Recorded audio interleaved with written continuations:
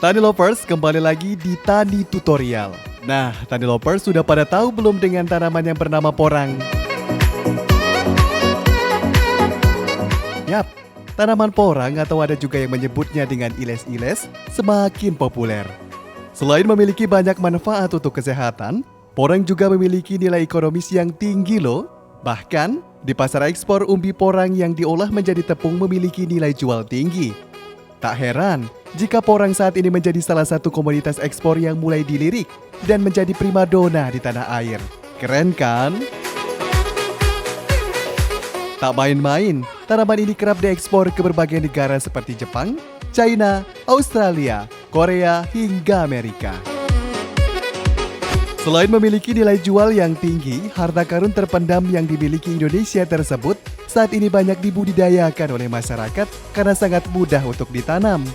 Lantas, bagaimana cara menanam porang dan budidayanya? Penasaran kan? Yuk simak tutorial bersama Syarudin Alrip yang merupakan petani milenial Desa Talumae, Kecamatan Watang Sindengreng, Kabupaten Sindreng Rapang, Sulawesi Selatan berikut ini.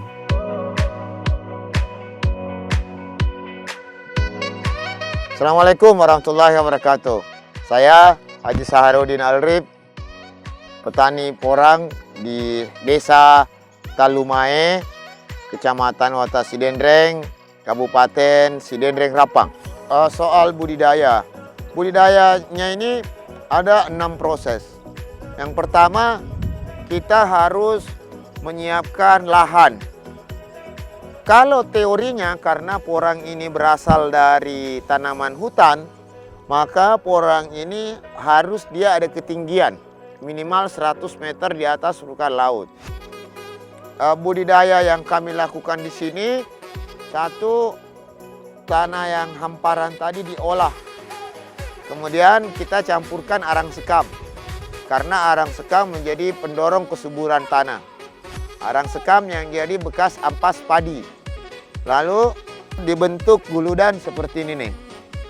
Setelah dikulut, kami juga menyiapkan mulsa.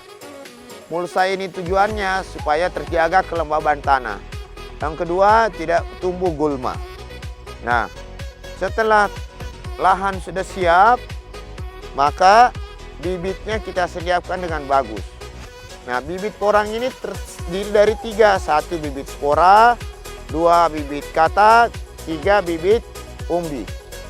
Bibit yang umbi akan menghasilkan bibit umbi yang bagus seperti besarnya bola pingpong. Dia menghasilkan 1 sampai 2 kilo. Nah, bibit kata super yang bagus akan menghasilkan sekitar 1 sampai 2 kilo. Nah, bibit spora akan menghasilkan 1 sampai 500 gram. Nah, tadi pengolahan tanah, sekarang benih yang bagus harus dipilih. Yang ketiga, soal musim tanam. Kalau di Sulawesi Selatan musim tanamnya sekitar bulan 8, 9, 10, 11, 12. Nah, musim tanam kita harus memilih waktu yang tepat. Karena kalau salah menanam, maka umbinya tidak akan tumbuh. Begitu tumbuh sudah seperti ini, akan menghasilkan minimal 4 pohon. Setiap pohon akan menghasilkan benih baru. Benih baru seperti ini. Yang pemeliharaannya betul-betul harus bagus dan sempurna. Porang suka kalau daunnya bekuk, sambung seperti ini nih. Dia suka. Dan nutrisi yang bagus. Nutrisi yang bagus untuk membesarkan umbi harus lengkap natrium dan kaliumnya, supaya daunnya bisa lebar dan subur dan kataknya juga bagus. Metodenya mengasihkan nutrisi itu sekitar 1 bulan harus 3 kali. Yang kelima, soal panen. Kalau kita tanam bulan 1, 2, 3, 4, 5. Berarti di bulan kelima kita sudah siap panen kata. Terus 3 bulan berturut-turut kita akan panen. Bulan 7, bulan 8, bulan 9 kita akan mulai panen umbi.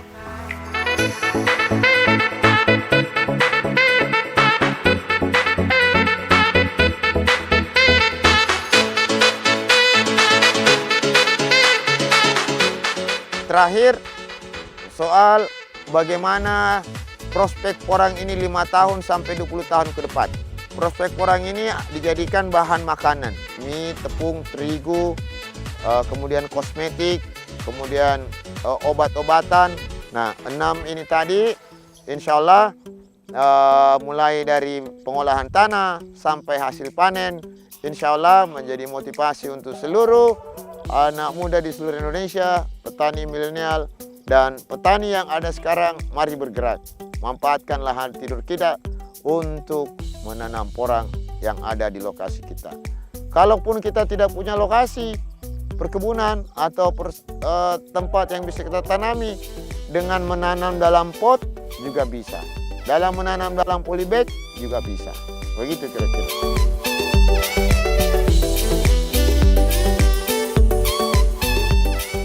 Nah, bagaimana tadi lovers? Mudah bukan? Tertarik untuk membudidayakan tanaman porang? Jangan lupa untuk selalu menyimak Tani Tutorial hanya di TV Tani.